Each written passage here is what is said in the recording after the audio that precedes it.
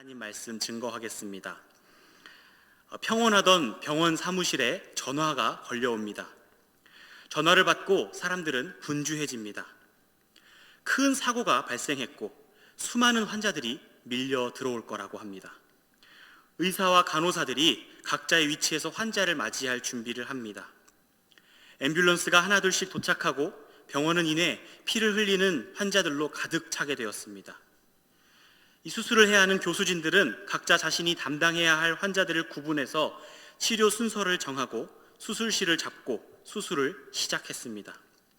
오래 지나지 않아 도착한 부상자의 가족들은 수술실에 들어간 소중한 가족들을 기다리며 두 손을 모으고 눈을 질끈 감은 채 수술이 무사히 끝나기만을 바라고 있습니다. 한편 수술실에서는 대수술들이 진행되고 있습니다. 한 환자는 왼쪽 어깨가 크게 다쳐서 피가 계속 나고 있는 상황이었습니다. 그냥 두면 출혈이 너무 심해서 버티지 못할 것이기 때문에 빠르게 판단하고 수술을 해야 되는 상황이었습니다. 그래서 의료진은 고심하다가 치료 방법을 생각해내고 출혈을 막고 혈압이 떨어지지 않도록 하면서 수술을 잘 해서 봉합을 해 놓아야 합니다. 그래서 의사들은 이렇게 수술을 진행을 했습니다. 혈관들을 연결하고 장기를 건드리지 않도록 노력하고 신경이나 다른 문제가 생기지 않도록 계속 조치하면서 그렇게 수술을 끝내고 봉합을 해놓았습니다. 이렇게 가족들과 의료진들은 자신들이 할 수 있는 최선을 다한 후에 이제는 기다릴 수밖에 없습니다. 예상대로 수술이 잘 되었다면, 의료진들이 생각했던 방법대로 잘 수술이 진행되었다면 환자는 살아나서 건강한 삶을 회복할 것입니다. 지금 환자들과 가족들이 기대하는 것은 무엇일까요? 깊은 상처로 끊어지고 찢어져서 제 기능을 하지 못하던 그러한 기관들을, 그러한 혈관들을 다시 연결시켜 놓고 이제는 다시 피가 잘 흐르고 그 기관들이 잘 다시 움직이고 그렇게 다시 건강한 삶을 회복하는 것, 그것이 지금 가족들과 의료진들이 바라는 그리고 기대하는 것입니다. 오늘 본문을 기록한 사람은 사도 바울입니다.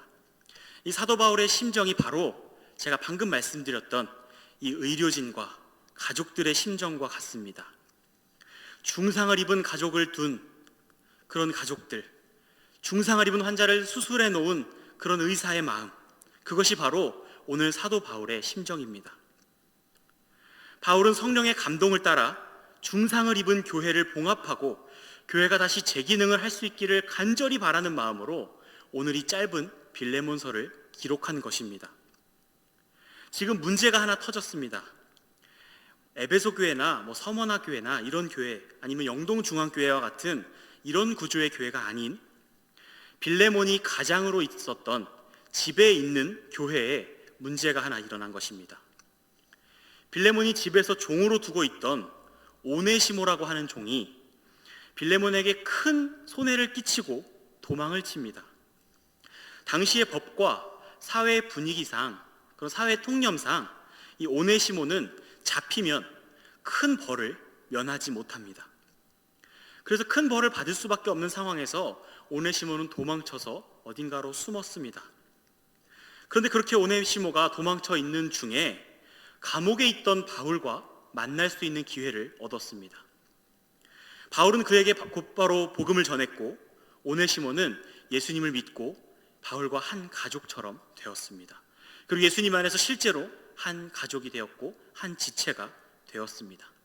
그렇게 사랑을 나누며 그렇게 살게 되었는데 아직 빌레몬과 오네시모 사이의 문제는 해결되지 않았습니다. 바울은 이제 그 문제에 손을 대야 되겠다는 생각을 했습니다.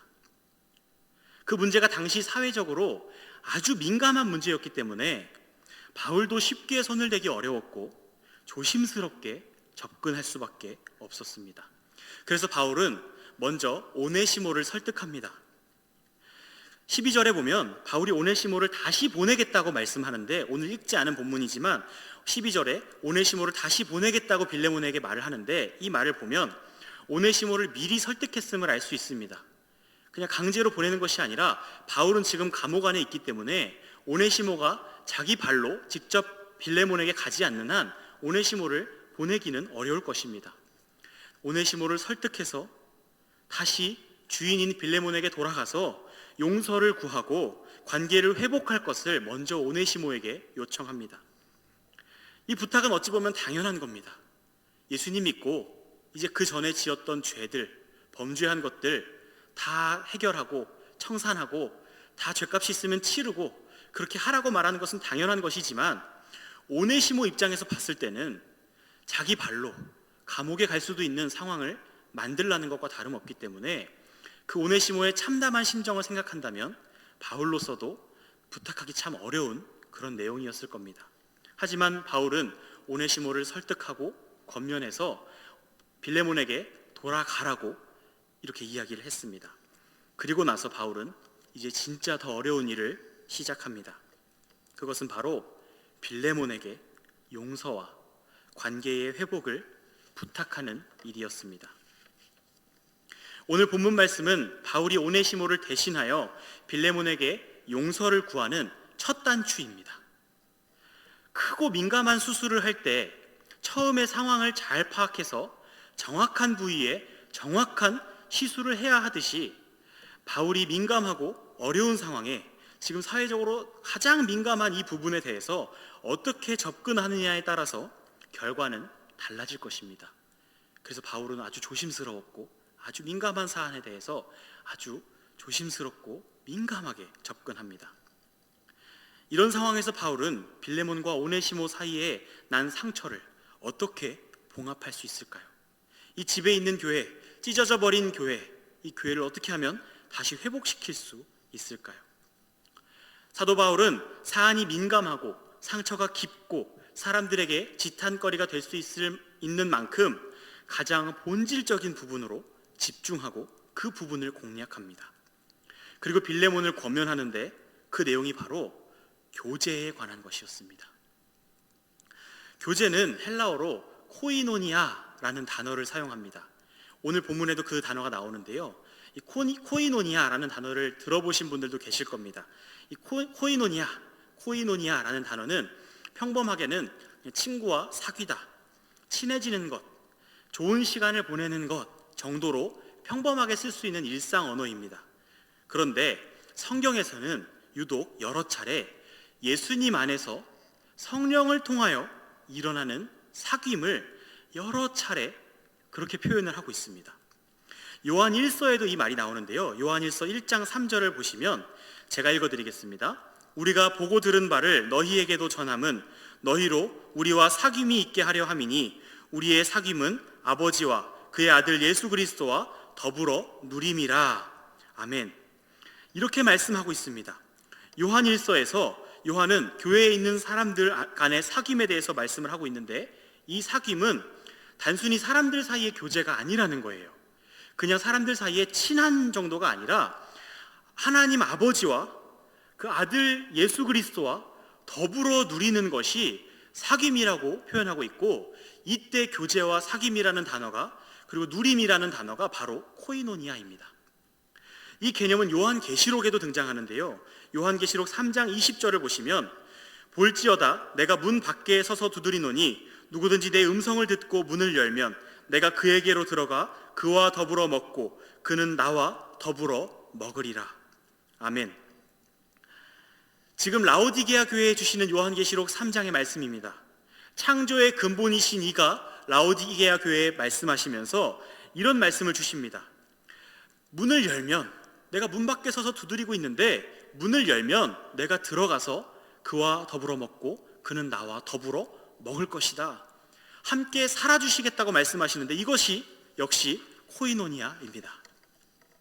그러므로 성경에서 말씀하고 있는 코이노니아, 교제, 사귐은 단순히 사람들 사이에서 일어나는 관계, 친밀함을 넘어서서 창조의 주이시며 우리의 죄를 도말하신 예수 그리스도께서 관여하시는 관계이며 친밀함이며 사귐인 것입니다.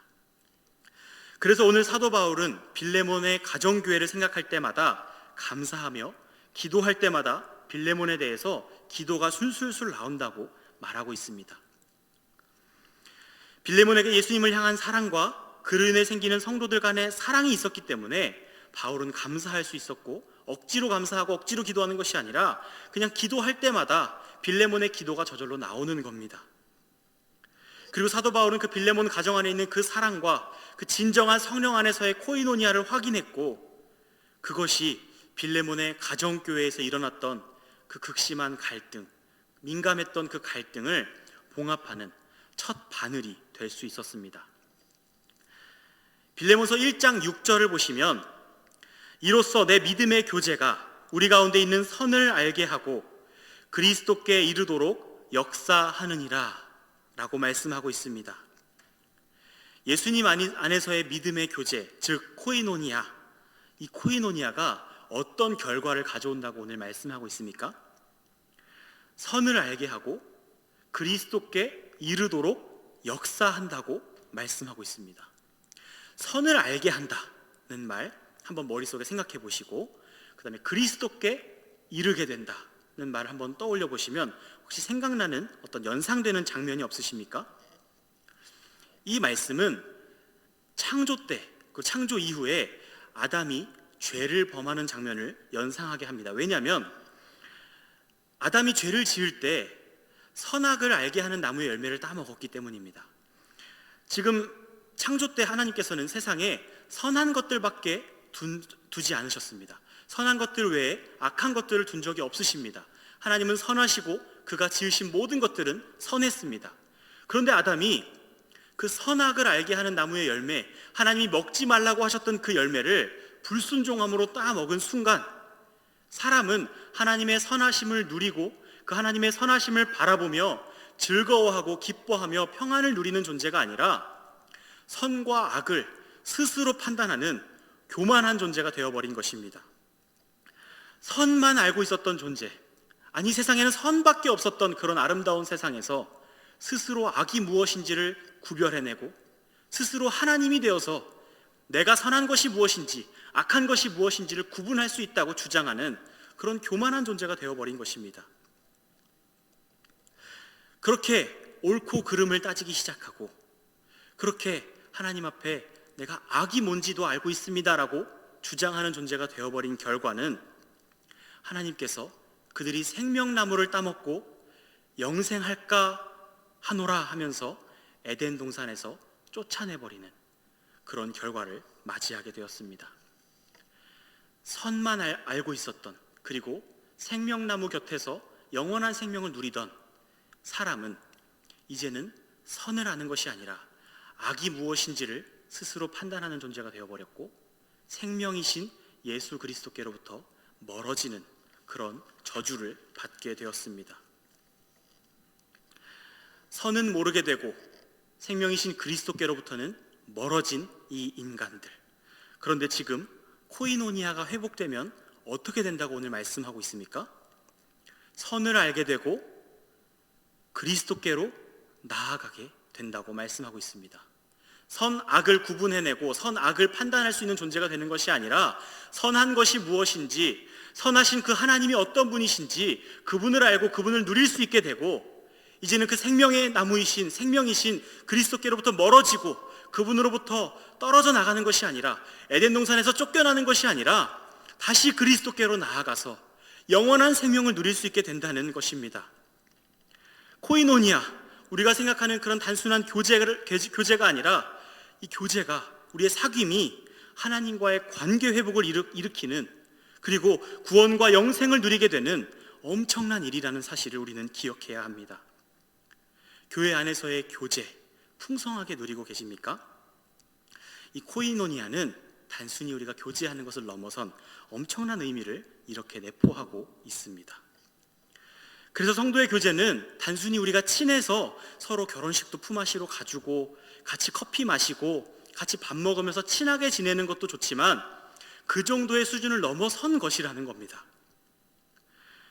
그 안에 생명이 있고 그 안에서 예수님께 나아가는 길을 발견하고 그 안에서는 그 어떤 사람도 용납받고 그 안에서는 그 누구든지 용서받고 회복되고 다시 세워질 수 있는 그런 기회가 바로 그 코이노니아 안에 있다는 것입니다. 이러한 교제는 세상에는 없는 것입니다. 오로지 교회 안에만 있고 성령께서 함께 하시는 공동체 안에만, 그 교회 안에만 이 코이노니아가 존재하는 것입니다. 제가 한 교회를 다니던 중에 경험했던 일인데요. 예배를 드리는데 예배 순서 끝에 다 축도까지 마치고 나서 순서가 하나 있었습니다. 그게 뭐냐면 바로 코이노니아의 시간이라는 거예요. 원래 있었던 게 아니라 한 그 부서를 담당하던 선생님께서 우리 안에 교제가 필요하다 말씀하시면서 코이노니아 시간을 만들자 이러고 만드셨어요. 그리고 그때 뭘 했냐면 예배를 다 마쳤잖아요. 그러면 줄을 쫙 서서 하이파이브를 하면서 지나가는 겁니다. 그게 코이노니아의 시간이었어요. 저는 그 시간이 참 좋게 기억이 되고 좋았습니다. 너무 좋았고 모르는 사람, 친하지 않은 사람들도 같이 인사할 수 있어서 좋았습니다. 그런데 코이노니아라는 단어를 쓰기에는 사실 조금 부족한 시간이었습니다. 왜냐하면 하이파이브 하는데 몇 초 걸리죠? 한 1초면 되지 않을까요? 길게 잡아도 3초면 하이파이브 합니다. 그런데 코이노니아는요 1초 만에 일어날 수 없는 것입니다. 그렇다면 예배는 어떨까요?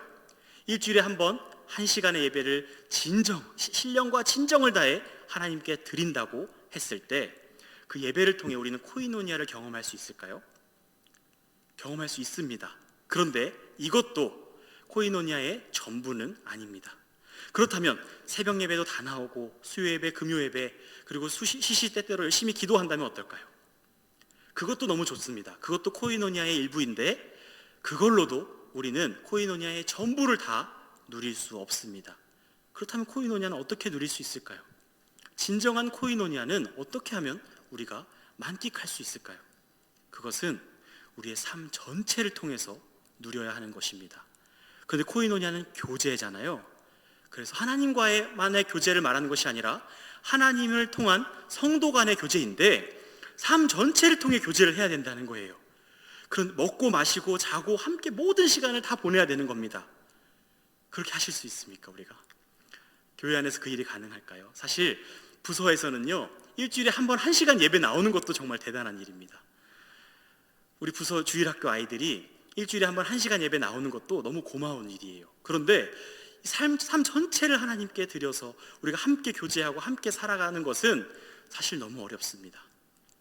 우리 교회가 수도원이 된다면 가능할지도 모르겠는데 그렇지 않는 한 우리는 매 끼를 같이 먹고 항상 같이 다니고 항상 같이 대화하고 하기는 어렵습니다. 그래서 우리가 1년에 한두 번씩 수련회도 하고 성경학교도 하고 그렇게 막 워크숍도 하고 성도님들끼리 모여서 교제도 하고 예배도 드리고 여러 가지 일들을 만들어서 막 하는데요, 그것만으로도 사실 부족합니다. 교회 나오는 시간을 더 늘려야 되고 교회 나오는 시간을 더 사모해야 합니다. 하지만 그것만으로도 부족합니다. 그런데 이 코이노니아를 완벽하게 실행할 수 있는 유일한 기관이 하나 있는데 그곳이 바로 가정입니다. 함께 먹고 마시고 함께 자고 함께 일어나고 함께 대화하고 모든 삶을 태어나서부터 죽을 때까지를 공유할 수 있는 유일한 기관은 가정밖에 없습니다. 그래서 가정에서 이 역할을 해 주셔야 합니다. 교회에서 하는 여러 가지 캠프들, 수련회, 성경학교, 워크샵, 세미나 이런 모든 것들은 가정에서 하실 수 있도록 샘플로 보여드리는 겁니다. 이렇게 가정에서도 하시길 바랍니다. 이렇게 해주세요라고 부탁드리면서 1년에 한 번 2박 3일, 3박 4일 모여서 같이 잠도 자고 밥도 먹고 여행도 다니면서 그렇게 시간 보내는 거요, 이건 샘플입니다. 그거를 그대로 가져가셔서 집에서 예배하시고 같이 여행도 가고 같이 밥도 먹고 그렇게 시간을 보내시면서 그 가정을 교회로 만드시고 그 가정을 하나님께 드리고 하나님을 통해서 그 가정 안에서 성령의 교제를 누리시는 진정한 코이노니아의 공동체로 만들어야 하는 것입니다. 제가 신방을 이렇게 막 다녀보면요, 가정 신방을 할 때가 있는데요, 수많은 가정들이 부모님의 믿음을 자녀들에게 전수해 주시는 것을 보게 됩니다. 그 부모님의 믿음이 그대로 자녀들에게 전달되는 그 모습들을 보고 들으면서 정말 감사하기도 하고 감격스럽기도 하고, 저도 나중에 자녀를 가지면 그렇게 해야겠다는 그런 도전도 되고 너무 기쁩니다. 정말 부모님의 그 믿음이 그대로 자녀들에게 전달이 되는 것 같아요.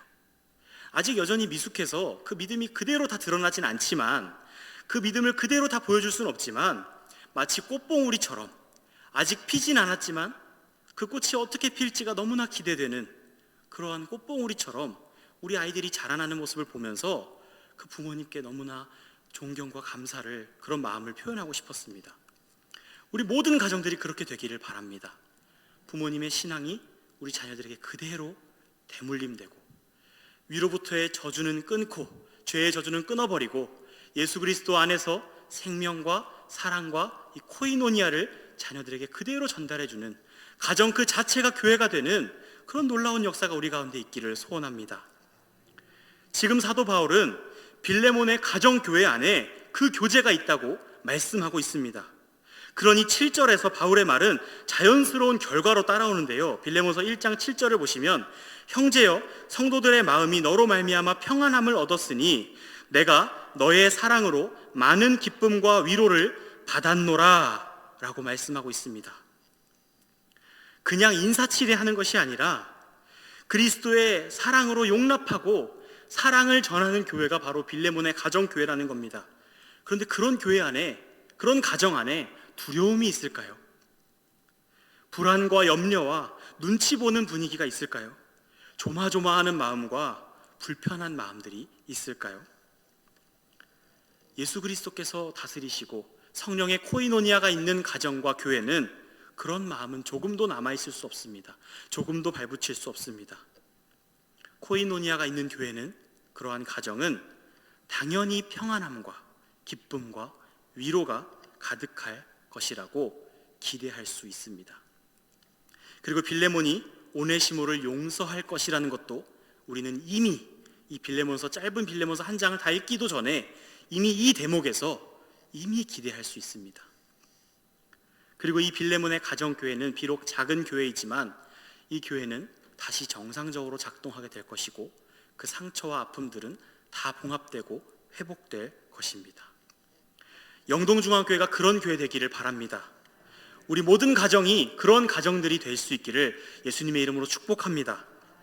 사랑하는 성도 여러분, 중환자의 대수술을 맡은 의사는 끊어진 두 혈관을 이어놓고 그 사이로 다시 피가 흐르기를 간절히 바랍니다. 수술을 한다는 것이 그리 쉬운 일은 아니겠지만, 만약에 정말 최고의 실력을 가진 의사가 적절한 치료를 했다면 환자는 회복을 기대할 수 있습니다. 그리고 회복 후에는 건강한 삶을 영위하며 살아갈 수 있을 겁니다. 교회는, 그리고 가정은 어떨까요?